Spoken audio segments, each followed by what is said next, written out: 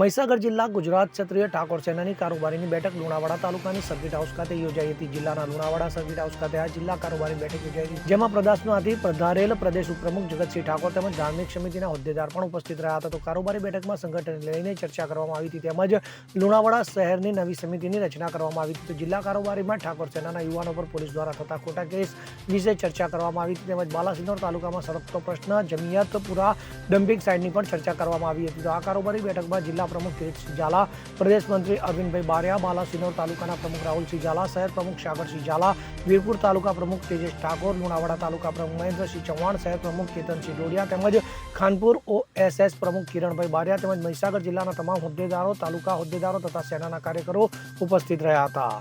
સંદીપ દેવાસરી સાથે CN24 news, Mahisagar. હવે જુઓ દેશ દુનિયાની તમામ ખબરો તમારી આંગળીના ટેરવે. ઉઠાવો મોબાઈલ અને Google Play Store પરથી ડાઉનલોડ કરો અમારી CN24 ન્યૂઝ મોબાઈલ એપ.